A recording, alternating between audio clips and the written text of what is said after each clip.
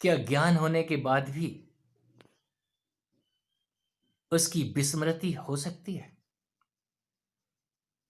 क्या आत्मज्ञानी भी अपने आत्मज्ञान को विस्मृत कर सकता है?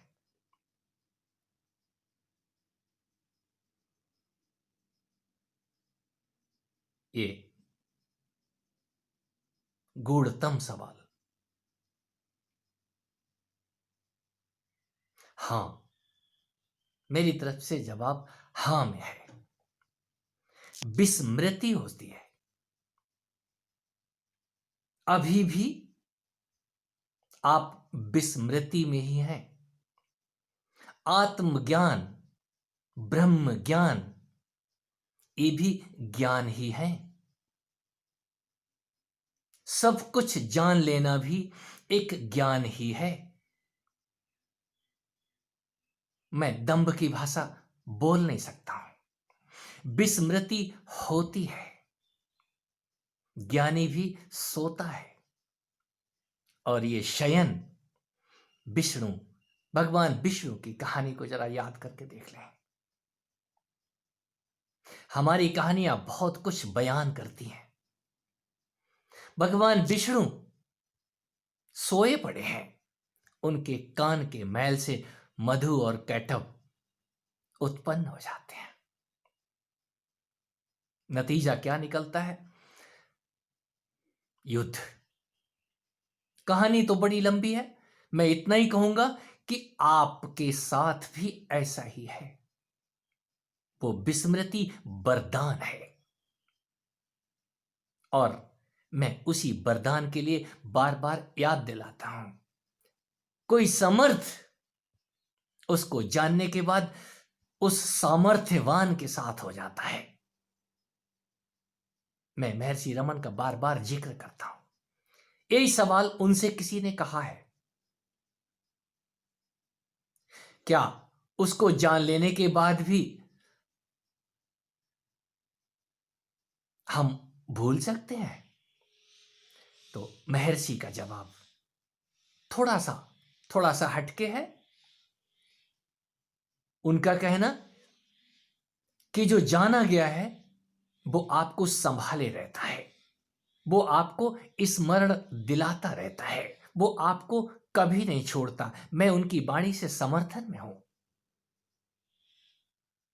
यही सब यदि हम गीता की वाणी से समझने की कोशिश करें, योग भ्रष्ट। अर्जुन का सवाल, प्रभु क्या ये सब जानने के बाद भी योगी योग भ्रष्ट हो सकता है? कहीं ऐसा तो नहीं हो जानने के बाद भी अगर कोई गुस्से गलती हो जाए तो वो बादलों के जैसे छिन्न भिन्न उसका स्वरूप नष्ट भ्रष्ट तो नहीं हो जाता? योगी भी क्या नष्ट भ्रष्ट हो जाता है, योग भ्रष्ट हो जाता है? तो भगवान श्री बड़ा प्रेम से जवाब देते हैं, हां, कहीं योगी ही योग भ्रष्ट होता है। भोगी उसको भ्रष्ट होने के लिए बचा ही क्या, वो तो पहले ही भ्रष्ट है। कहीं भ्रष्ट होने के लिए, विस्मृत होने के लिए कोई ज्ञानी का ही विस्मरण होता है। ज्ञानी ही विस्मृति को प्राप्त होता है। और यही वजह है, जो भी गुरु, जो भी समर्थ इस बात को जानता है तो अपने शिष्य को सदा ही कहता रहता है कि जो कुछ जाना है इसको बहाता चल, अर्पण करता चल।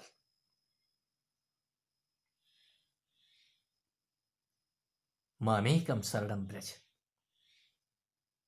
उस प्रभु के अर्पण करता चल। ज्ञान भी फल है। हम फूल चढ़ाते हैं, फल चढ़ाते हैं, किस लिए? वो इशारे हैं। ज्ञान भी अर्पण की वस्तु है। और हम चढ़ाएं तो चढ़ाएं किसको? आपको जो आया है, जो मिला है, उसको बांट के हल्के हो जाइए। चैताली बिटिया का कौतूहल, उनको कौतूहल सता रहा है। आपने हम पे शक किया? नहीं, कोई शक नहीं किया। यदि शक भी किया है, एक छोटा बच्चा अपने मां से 1000 सवाल करता है। उस छोटे बच्चे की आयु का आप अंदाजा लगा नहीं सकते हैं। जिसने नजदीक से मुझे देखा है, वो अंदाजा लगाना भूल जाते हैं कि इसकी आयु कितनी है, ये 4 साल का है या 64 साल का है। मेरे सवाल बच्चे जैसे ही होते हैं।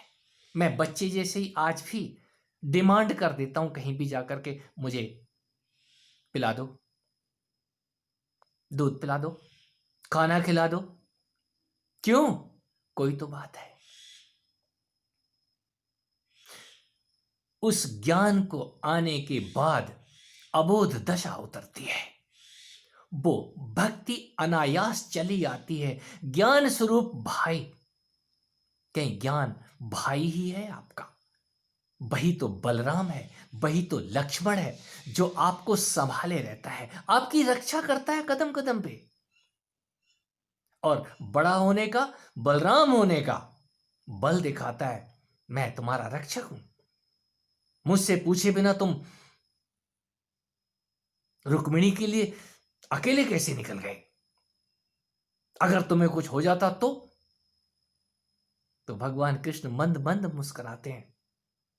जो समर्थवान है वो नतमस्तक होकर के बोलता है, मुझे पता है कि आप मेरे पीछे पीछे आ जाएंगे। लक्ष्मण भी कभी नहीं छोड़ते हैं भगवान श्री राम को। कोई तो बात है, ये आपका ही बल है। कहीं वो बलराम रूप से है, और मैं भक्ति की बात करूं, कहीं वो यशोदा रूप से है, मां रूप से है। मां भवानी इस शरीर रूपी भवन के अंदर वही भवानी है जो इस शरीर की ताकत है, और जो जनाने की ताकत है वो पुत्र रूप से आपको जगा तो दे एक बार। जब हम जग जाते हैं इस भवन के अंदर, उसका प्रताप समझ में आता है कि हम किसी की गोद में हैं सदा ही। और जो भोग खाने का आनंद है, योग आने के बाद ही पता चलता है। योगी कोई साधना करने के बाद कोई योगी नहीं बनता, योग सधता ही तब है उस भवानी से परिचय हो जाए, उस भवन की मालकिन से परिचय, उस मां से परिचय हो जाने के बाद में फिर योग भ्रष्ट वो तो नित्य ही होता रहता है। कोई योगी योग साधता नहीं है, फिर योग उसका अपने आप सध जाता है। उसको आत्मज्ञान और ब्रह्म ज्ञान कमंडल में रखने की जरूरत नहीं है, मंडल में रखने की जरूरत नहीं है। ये अपने आप स्मृति और विस्मृति उसको भी वो उठा के रख देता है मां के चरणों में। और मां वही तो आपका मैं है, जिस मैं को लेकर के आप मैं करते हैं। इस मैं में ताकत किसकी है? इस मैं को बनाता कौन है? इस मैं को उठाता कौन है? यही मैं आपको नचाता है, और जब आप इसको समझ जाते हैं तो यही मैं आपको मां का आकार दिखाता है, वो विराट स्वरूप दिखाता है आपको कि मैं कौन हूं। और जब तक आप इसके चंगुल में रहते हैं तो ये भूतों के जैसे आपको नचाता है। ये बड़ा विचित्र खेल है, स्मृति और विस्मृति, आत्मज्ञान और ब्रह्म ज्ञान, सारे ज्ञान स्वाहा हो जाते हैं। ब्रह्मा भी अंततः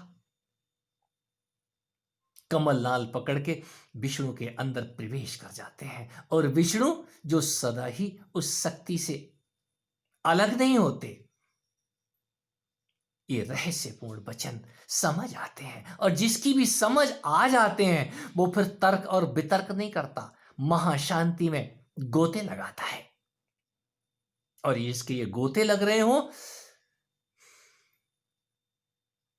आप बाहर उसको जगाएंगे तो वो तो किस भाषा का इस्तेमाल करेगा, आपको भगाने की चेष्टा करेगा। कहां आ गए भाई, हम तो डूबे पड़े थे, हमारे साथ डूब जाओगे, भाग जाओ। क्यों? दूसरा तो आपको बाहर निकालने की कोशिश करेगा उस अमृत के कुंभ से। हमारे सवालों का जवाब दे दो महात्मा जी, हमारे सवालों का जवाब दो, हम तुम्हारे लिए फल फ्रूट लेके आए हैं, ये धन धान्य लेकर के आए हैं, भैया ले जाओ अपना। मैं क्या करूंगा इसका, मेरे पास तो जगह नहीं है रखने के लिए। हाँ, जब भूख लगेगी तो हमें पता है कौन से पेड़ पे फल पक गए हैं, वो अपने आप ही बुला लेगी। वो पेड़, वो माँ ही है जो निमंत्रण देती है, आजा पक गए हैं। मेरे पीछे भी बगीचे में, मुझे नहीं पता था फल पक भी गए हैं, और सुबह से वो फल मेरा इंतजार कर रहे थे। मैं वो फल लेके आ गया हूं मेरे पीछे। यदि आप ध्यान से देखें, वो फल इस बरसात के मौसम में, भादों के महीने में आपको ककड़ी देखने से नहीं मिलेगी उत्तर भारत में, और मेरे बगीचे में ककड़ी लगी हुई है। वो ककड़ी कहां से आ गई है? पीछे आप देखें तो 1.5 फुट लंबी ककड़ी रखी हुई है। ये कहां से आई है? कल तक वहां कोई ककड़ी नहीं थी, आज वो ककड़ी भी है। ये रहस्य अपने आप समझ आने लग जाते हैं। कहीं इसको ककड़ी की जरूरत है, फलों की जरूरत है, इस जंगल में जाएगा कहां ये? तो उस जंगल में भी वो अनंत रूप से भोग रख देती है और बता देती है वहां रखा हुआ है, उठा ले और खा ले। इतना इतना आनंददायक ये मार्ग है। मेरे जैसे जन्म जन्म इस धरती मां के ऊपर आकांक्षा रखते हैं, हम कहां जाएंगे? हमें नहीं चाहिए मोक्ष तुम्हारा, हमें नहीं चाहिए तुम्हारा स्वर्ग। यदि हम उठ गए हैं तो हे मां, आप सबको जगा दो। सबके साथ होने का आनंद ही तब आता है जब सबके सब एक दूसरे को पहचानने लग जाते हैं। तो फिर किसी भाषा की जरूरत नहीं है, किसी वाणी की जरूरत नहीं है, शब्द अपने आप ही चले जाएंगे। प्रेम का उदय तभी होगा। उससे पहले तो ये भाषा तो आपको चिढ़ाएगी, प्रेम कम देगी, आपको परेशान ज्यादा करेगी। और जिनको ये भाषा और शब्द परेशान करते हैं, उन्हीं से उन्हीं से डर लगता है। स्वामी जी, हमें तो काम भी सताता है, क्रोध भी सताता है। तो भैया, ये भी शब्द ही है, शब्दादि विषय, और शब्द विषय विष ही है। कहीं अक्षर की तरफ आ जाओ ना, और अक्षर उस मां का स्वरूप होता है। मां के स्वरूप को देख लेने के बाद में कोई बच्चा फिर शिकायत नहीं करता, वो इतना ही बोलता है, मेरे पास मां है। वो ज्ञान ज्ञान नहीं बघारता, मैं ज्ञानी नहीं हूं, मेरे पास मां है। और हे विवेकानंद, तू ये मुझे कटाक्ष करता है कि मैं मूर्ति पूजक हूं। एक दिन तू मेरी मां को मान के नाक रगड़ेगा। और ऐसा ही होता है, उसको जानने के बाद ही कोई नाक रगड़ता है। उससे पहले तो वो पत्थर पत्थर की मूर्ति नजर आती है। यहां सब कुछ जीवंत है। ये धरती जीवंत मां का प्रतीक है। पेड़ पौधे वो जीवंत रूप से सजी खड़ी है। किसके लिए? आंख वाले इन्हीं आंखों से उसको देखते हैं। वो तीसरी आंख खोलने की जरूरत नहीं पड़ती, ये दो ही आंखें काफी हैं। और दो आंखें भी यदि ना भी हो, तब भी वो बिना आंख के दिखती है। क्यों? ताकत यहां पर उसी की काम करती है, वही शक्ति है। मैं उसी शक्ति की गोद में चढ़ करके अपने आप को कभी शक्तिहीन नहीं समझता। शक्ति रूपेण संस्थिता। नमस्तस्यै नमस्तस्यै नमस्तस्यै। किसी भक्त के मुंह से ऐसे ही शब्द निकलते हैं। भक्त कभी भी दंभी नहीं होता, और दंभ तो उसको जानने के बाद अपने आप ही चला जाता है।